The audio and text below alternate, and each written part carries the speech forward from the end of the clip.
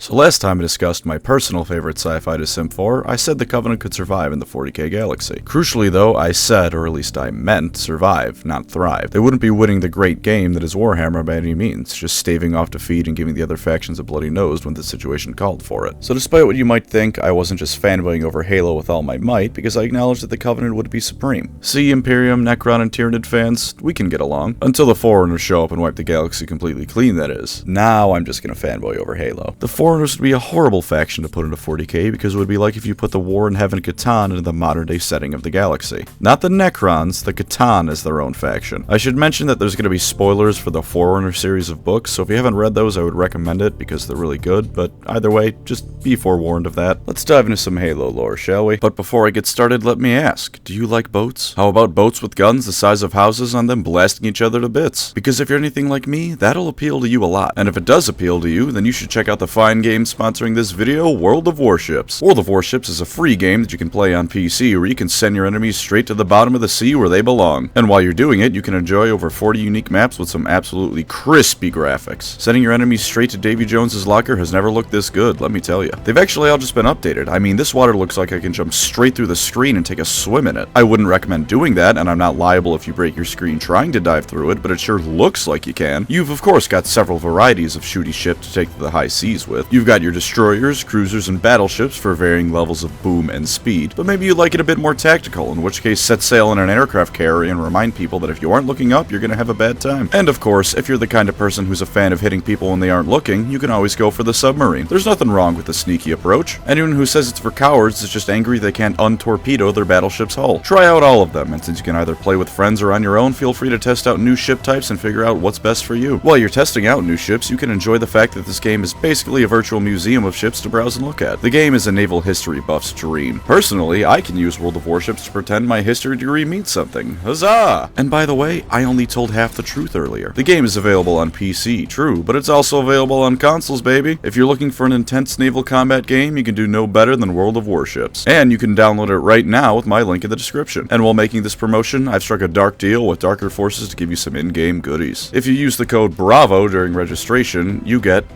500 doubloons, 1.5 million credits, 7 days of premium account time, and once you complete 15 battles, a free choice of a premium ship. You can choose the USS Phoenix, Japanese cruiser Kuma, French battleship Courbet, Italian battleship Dante Alighieri, or the HMS Wakeful. And while it is not currently available, there was once upon a time a crossover with Warhammer 40k in this game. So while at the moment you can't grab those skins, you can send some corn worshipper who did straight to the bottom where they belong. Thanks again to World of Warships for sponsoring the video. Download the game now and get ready to wage war across the waves. A little bit of background to set the scene first would probably be smart. In Halo, the Forerunners were the civilization that made, well, Halo. 7 of them in fact, though before that there were 12 until they got exploded. They had roughly 3 million worlds in their domain, and their technology could do pretty much anything you could think of. Live nearly forever, Dyson spheres, and massive artificial planets. If it's a sci-fi megastructure or something like that, then the Forerunners had at least one of them, most likely several. They controlled the galaxy nearly without equal, fighting and winning a war with ancient humanity and its allies who were nearly as advanced as they were. There were also the Precursors who seeded the galaxy with life before being overthrown by the Forerunners. Not quite related, but if you haven't noticed, Halo loves giving its alien species descriptors for names. There was of course also the Flood, who finally put the Forerunners to the sword after millions of years of dominance, but we'll get to them later. Their empire, the Ecumene, lasted from about 10 million BC to 100,000 BC. Now if your only knowledge of the Forerunners was from the first 3 games, then you'd reasonably think that I've lost my goddamn mind. I mean, yeah, you could tell they were ancient and powerful, but there just wasn't enough info on them to assume more than that. Similar to mankind during the Dark Age of technology or the pre-fall Eldar, there just wasn't enough knowledge on the Forerunners to get a good picture. You could theorize all you want, but it'd be just that. Theory, with a few scraps of information to go off of. I mean, the most you'd see are those shitty sentinels that go down in a few hits, or the Didex Promethean that can be taken down with 5.56 rounds. This is because you're never fighting the Forerunners in the Halo games. You're fighting a shadow of their shadow. In the Forerunner trilogy of the books, and even with some of what we can see in modern Halo games, they're shown as one of the most powerful sci-fi factions to ever been written. At least before we start getting into things like the Zealeverse, where the Big Bang is weaponized into a mass-produced assault rifle. No, I'm not making that up. Why don't we get the elephant in the room out of the way first? No, not that one. In the blink of an eye, everything sentient in the galaxy is dead. Everything that isn't a Necron and maybe the Tyranids, depending on how close they are to the Flood, is just gone. If you don't happen to be traveling through the warp, you're dead. Depending on how you think it works, chaos could either be supercharged because of the rapid and simultaneous death across the galaxy would be racked with warp storms if not just have a whole new Eye of Terror created, or the Chaos Gods would all die out because everything feeding them just bit the dust. Either way, just about everything in the material world is gone. But here's something about the Halo array that if you haven't read the Forerunner trilogy, you might not know. As much as it was a weapon of last resort, that's at its highest power setting. Did you know you can fine-tune the level of destruction you'd like from it? It can be limited to only a single system, or even planet. So as much as they were the final solution to the Flood, they're also just stupidly OP weapons without killing everyone in the galaxy. Got a planet you need for strategic reasons, but the guard has it fortified to hell and back, or the orcs are there in the usual orc number of yes? Not anymore. Press a few buttons and now you have a nearly empty rock. You could also directly encircle a planet with one because they're just so damn big. I don't know why you would want to do it, but it was a cool scene in the books when some ancient human realized he had to Tokyo drift one around Earth to stay alive. The Forerunners also have the technology to cross the galaxies at will if they feel the need, so theoretically they could just float them in and come aboard later to their almost completely empty new galaxy. But galactic scale death machines aren't the only advantage they have, not even close. For example, every single Forerunner has a smart AI equivalent called an Ancilla in their bodysuit.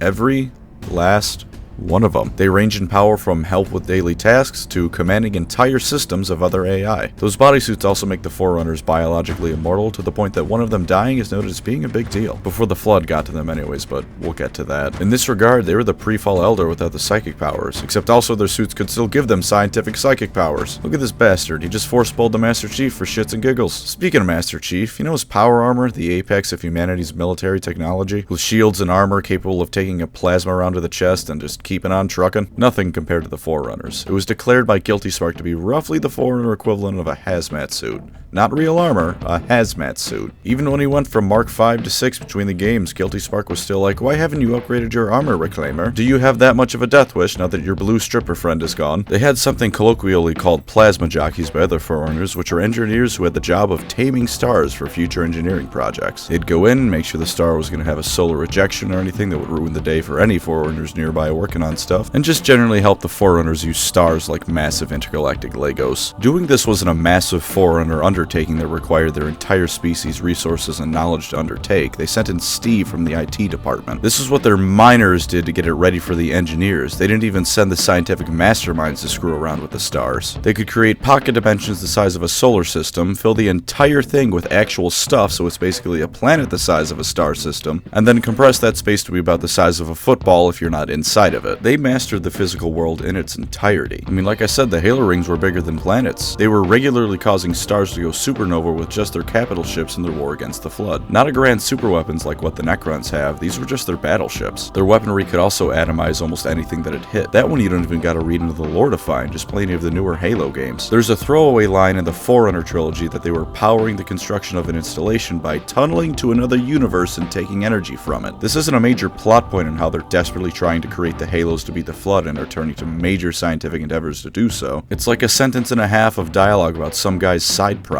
Regarding the Halos themselves again, not only did they kill everything in the galaxy, the Forerunners completely reseeded the galaxy with life after they were gone. Such was their intelligence that they set up entire systems to take care of the galaxy even though they themselves were all but extinct. Oh, and those crappy sentinels I mentioned earlier, they deployed those in the trillions. They made at least one entire planet out of nothing but sentinels. Imagine enough robots to blot out the sky and force a planet into permanent darkness, and that's just a small portion of what the Forerunners could do. On top of all this, their starships are nearly immune to damage. I'm afraid I don't have fancy made-up metals like adamantite to impress you with. I just know that one took thousands of missiles and several railgun shots going at an appreciable fraction of the speed of light and didn't even get scratched. The cherry on top of all this is that they produced all of this at a galactic scale. They can go toe-to-toe with the Imperium in industry and everything they have is just better. In fact, they could probably outshine the Imperium in industry because 3 million worlds is better than 1 million. Though admittedly Forge worlds are nuts, so I'd say it's equal footing. I mean, they built an installation several times the size of a planet outside the galaxy for God's sake. The only thing that's done anything like that in 40k is the Catan, literal machine gods of the material world in the setting. Their stuff also lasts damn near forever in what's essentially mint condition. Take even the Necrons. Sometimes when they wake up, their programming is going a little bit wonky. Meanwhile, most pieces of Dark Age tech that the Imperium finds are either horribly broken or corrupted into near uselessness. If it is a fully functional STC, it's probably sabotaged by chaos or something and it's going to summon a Keeper of of secrets the moment you build the design it gives you. Because as is well established, no one in the godforsaken universe of 40k is allowed to have nice things. Forerunner stuff, meanwhile, works as good as it did when it was first made 100,000 years after the fact. Someone said in a Discord I was in once that the Forerunners still weren't up to 40k because the Catan could drain energy like the Forerunner could.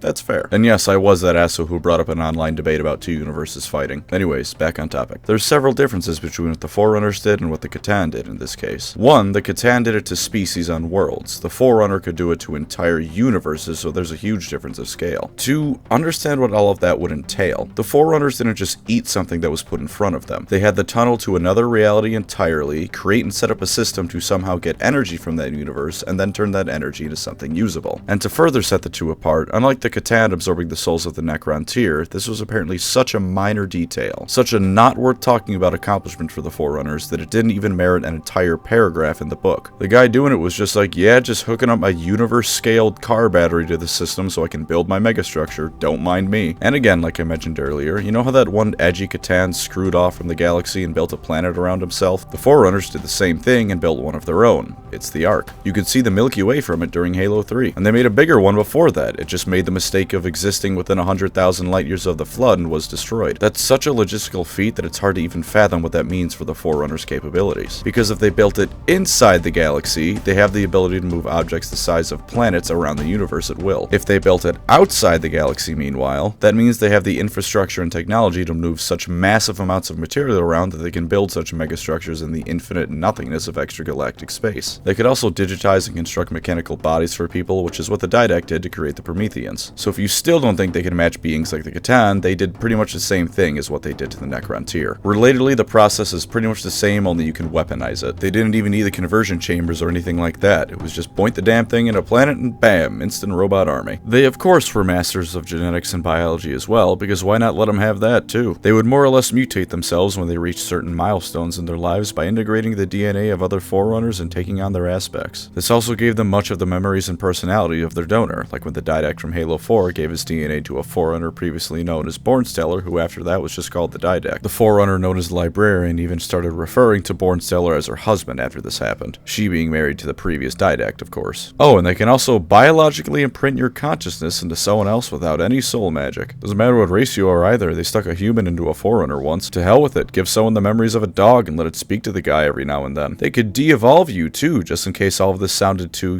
progressive and scientific for you. They did that to ancient humanity after they defeated them in a war. And because most of this video is just going to be disjointed rambling about the Forerunners' capabilities, let's talk about slipspace again real quick. It'll be even briefer than last time because this is a video for fun, not theoretical physics. Slipspace is actually a lot like the warp. Things can go wrong and people can straight up disappear into it. It has streams and currents that dictate how travel is done within it. It's also slower than warp travel, at least when the warp isn't spitting you back in time 1,000 years. The thing is, this applies to the UNC and the Covenant. Forerunner slipspace, meanwhile, is nearly instant. They could cross the entire galaxy in days if they so wished to. A Forerunner slipspace drive will never vanish someone into nothingness like a human drive would, and whether it's slipspace or not, they can teleport entire armies across massive distances. On top of all of this, they don't have to deal with the forces of hell interfering with them or causing them to appear centuries before or after the event they're responding to takes place. At the very best interpretation, the webway is still only equal to Forerunner slipspace, and it can still break down and be corrupted like the warp, unlike slipspace. Again, like I mentioned, you can also do this in atmosphere, which you can't do with the warp. The only reason the Covenant didn't do these in-atmosphere jumps is because they don't realize just how advanced the reverse-engineered Forerunner stuff is. And you can bet your emperor-bothering ass the Forerunners know what their stuff can do. And because I feel like someone might say I haven't gone enough into specifics to justify this whole video, here's a barrage of those. Their ships had weapons that cause gravity to rip apart the enemy. Each of their infantry weapons does what the Necrons do to their enemies, only faster, that is to say, tear them apart molecule by molecule. They can use antimatter weapons on their ships, which violently explodes in contact with normal matter, because that's just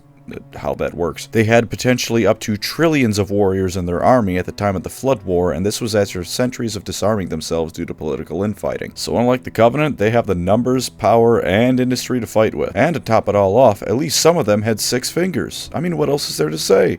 6 fingers! Maybe they had 2 tails, too. As for psychic powers, I don't think they'll be enough. The Forerunners' advantage in every other field is too great, even ignoring the fact that they could recreate psychic powers to some extent through technology alone. Sure, the Forerunners are in trouble when Magnus or Eldrad take to the field, but the average psyker who can just about throw a fireball without exploding himself is going to be turned into mincemeat. Anyways, now's probably time to give some structure to this video instead of just continuing to ramble incoherently about Forerunner capabilities. Let's see how the Forerunners would interact with the factions of the 40k galaxy. And spoiler alert for what's coming up, you're going to hear some variation of the words and then the Forerunners wipe them out pretty frequently. Let's start with the big lads. What would the interactions between the Imperium of Man and the Forerunners look like? Well, at first it would look just like the Imperium of Man's interactions with any other alien species that doesn't keel over and submit. Xeno, heretic, murder, kill, you know, all that overused stuff. And then they would find out that, oh shit, these aliens have triple our territory and technology far beyond us. Exterminatus, what is the plural of exterminatus? Exterminati? Whatever it is, the Imperium would start dropping those like it was going out of style, because trying to land the Imperial Guard to fight the Forerunners is just going to result in you having one less army of guardsmen. And fair's fair, a virus bomb's going to hurt anyone, Forerunners or not, especially since part 2 of a virus bombing is setting the atmosphere on fire. But the Forerunners would learn pretty quickly that Imperial ships carry planet busters and start devoting more assets to their navy. And then it would be a very rapid downhill spiral against the Imperium. Of course the Space Marines would be involved in this, they're always involved. That being said, remember that funny little clip where the Didact drags Master Chief around like it's Gary's mod?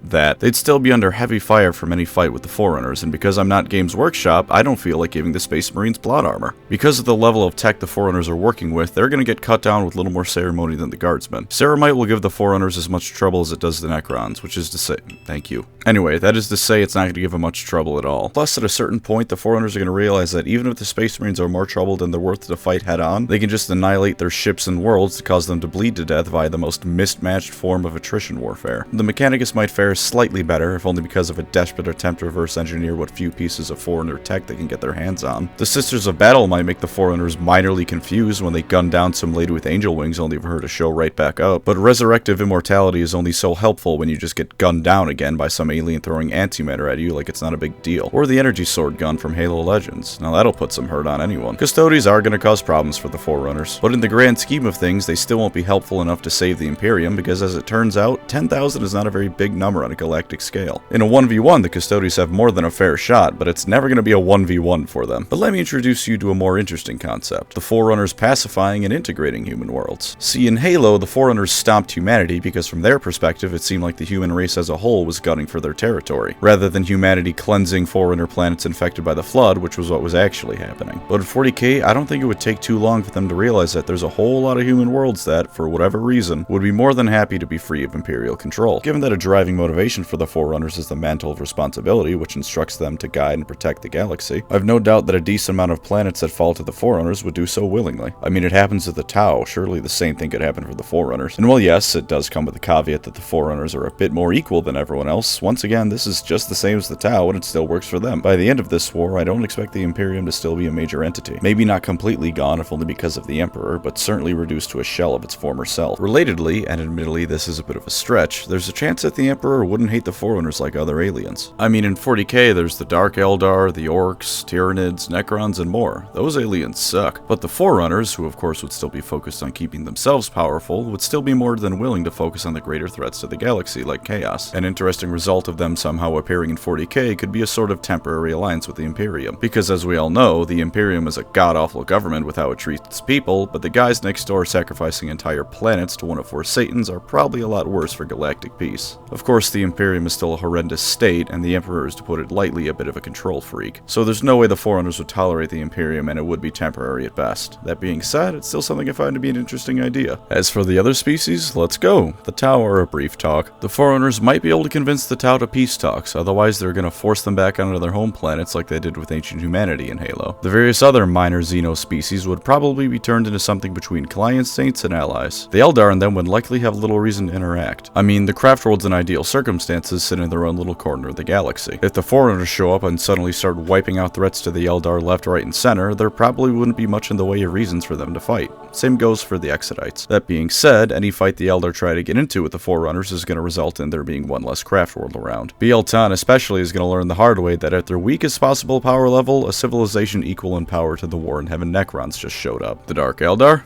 Ha! Say goodbye, Kamara. I don't care how many black holes Vex sends their way. The Forerunners' number one priority with them is going to be to slip space rupture a halo ring into that godforsaken place and send everyone in it to Kingdom Come. The Harlequins, meanwhile, might actually form a sort of alliance with them, since their overall goals are generally more benevolent to everyone rather than just the Eldar. The orcs are just going to be exterminated, like, wholesale. Oh sure, they'll do their best to put up a fight, but then some Forerunner scientist is going to catapult a star at them for funsies. I wish I had more to say about them, because I do like the orcs. War in Heaven Quark would probably give them a pretty tough fight, but modern 40k orcs are going to tragically be pretty unceremoniously destroyed. Same likely goes for the Tyranids. Unlike the Flood, there's no mistaking this particular intergalactic swarm of locusts for a minor threat you can contain. A hive fleet is many things, but subtle is not one of them. You might say that gene sealer cults could be an issue, but those Ancilla the Forerunner have in their suits would pretty quickly realize that the guy inside is suddenly praying to the Tyranids and alert other Forerunners to the threat. Remember, they all have one. The Tyranids, meanwhile, also don't have the same strength as the Flood. They don't expand quite as rapidly as the Flood, and they don't gain information in the same way as the Flood does. Tyranids are all about adapting to their enemy's strengths. The Flood outright steals those strengths. The Forerunners would find it much easier to deal with them. And if nothing else, they can send in the robotic armies of Sentinels to not have to worry about the whole biomass harvesting issue the Tyranids cause. There are in fact reasons that they didn't just do that with the Flood, in case you were wondering why they didn't do that in Halo lore, but we'll get to that later. The Leagues of Votann, since there's suddenly enough information on them to talk about, might get along fairly well with them. The Forerunners clearly have no problem with AI, so they might even get the Forerunners to help repair the Votann themselves. Granted, the new squats don't seem to be that much more keen on aliens than the Imperium is, and if it does lead to war, then the extra tech the Leagues have won't be enough to spare them from the Ecumene's wrath. I don't think Chaos is going to have that much luck either. Unlike perhaps even some members of the Covenant, there's nothing to tempt the Forerunners with. Tempt them with power? They have all the power they want and more. And the ambitious among the Forerunner elite aren't stupid enough to sell their souls to demons. Tempt them with pleasure? For one, their entire mentality is ensuring the galaxy is at peace with each other, which is inherently selfless. And two, they have access to almost all the pleasures anyone could ask for if they really want it. Why go for more? Because some crab-headed dude said it would feel really good, trust me? Inflict plagues on them and make them suffer until they join, perhaps? Well, they're biologically immortal, and for reference, the UNSC, who would absolutely get stomped in 40k, have curing cancer as something so routine a merchant ship's medbay can treat it. If the UNSC can do that, as far below the Forerunners as they are, disease is just not an issue for the Forerunners. There's nothing for Chaos to latch onto and corrupt the Forerunners with. As for actual battles, like with the Chaos Space Marines, well, see what I said would happen to normal Space Marines for how that'll turn out. Demons would do better, but not by much. Tzeentch demons might pull some screwy stuff on the Forerunners and take a decent amount down, but not enough to balance out what the Forerunners have in number and power. And if they reverse engineer Necron tech, which I have no doubt they would, they'll learn how to shut down Chaos. Hell, they might even team up with a few dynasties to push back Chaos, since the Forerunners have nothing against AI, and a few Necron dynasties aren't that bad. Speaking of, we finally have the Necrons, and oh boy is this gonna cause some colorful arguments. As well as the Krork and the pre-fall Eldar, the War in Heaven era Necrons could certainly put up a hell of a fight. While I still think the Forerunners are on equal footing with the C'tan, the sheer amount of them around as well as the numberless legions of united Necron military would be quite the challenge to take down. The thing is, this video is all about the Forerunners facing off against modern day 40k, and the modern day Necrons are, to be frank, a shadow of their former selves, as is always the case with 40k factions except for the Tau, and Tyranids I guess. They're disunified and war with each other almost as often as the Imperium blows up its own planets, and usually for even less valid reasons. While I'm sure they've mostly woken up, there's still going to be some in slumber who have not and wouldn't be able to fight the Forerunners. Their weaponry is at best equal to the Forerunners, and combined with their lack of unity in the Forerunners' supreme industrial capabilities, there won't be as many Necrons fighting on the same battlefield as there will be Forerunners in their construct. Plus, slip space once again reigns supreme. They can cross the galaxy in days if they need to. They can burn down your planet, and then that same fleet can be a segmentum over by tomorrow. And to top it all off, even if you do think the Necrons are technologically superior, it's well within Forerunner capability to reverse engineer Necron technology. I mean, the Forerunners are so advanced that they consider binary primitive to them. Binary, that thing even Dark Age humanity used in its tech? One Forerunner found an ancient Forerunner ship and was shocked that they ever used it. That's how far they've gone beyond it, technologically speaking. The Forerunners, to throw one last bit of disconnected rambling at you, also have something called the Domain. While the Domain is absolutely monstrous and will be covered in a later video because this is going to be a 3-parter miniseries, the best way to simplify it is Forerunner Internet. While information can be lost in it, more recent stuff is fairly easy for the Forerunners to access. So a Forerunner can research into Necron tech, put his findings into the Domain, and bam! Every Forerunner in the galaxy can now know how that particular piece of technology works, what its strengths are, and most importantly for the military, how to counter it. There's far more to the Domain, but for now, let's just leave it at that. And if nothing else, the Forerunners had devices accessible by individual people that could accelerate time so quickly that billions of years would pass for them in an instant. I don't care what you are, Necron or not, that's gonna mess you up. There's a lot more I could talk about the Forerunners. how they weaponized their own method of FTL, the deeper concepts of the domain, how their FTL itself started diving into metaphysics, but by now I'm sure you get the point of this video. In modern day 40k, I think the Forerunners would reign supreme and force the mantle onto the Milky Way galaxy as they did millions of years ago. And of course, this is one big opinion piece, so please tell me how wrong or right you think I am. I fully admit I'm biased in favor of Halo on this, but so what?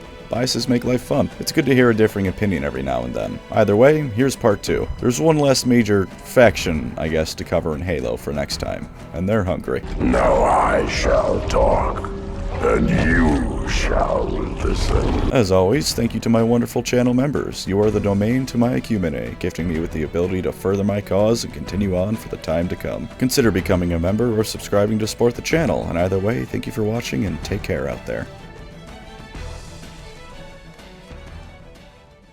Except none of these videos matter because the Halo 1 Magnum can one-shot the entire 40k universe. Also, Spartan 1337 can snap card in half like a Kit Kat. Dragon Ball Halo, come on, baby! I'm one heck of a mama myself!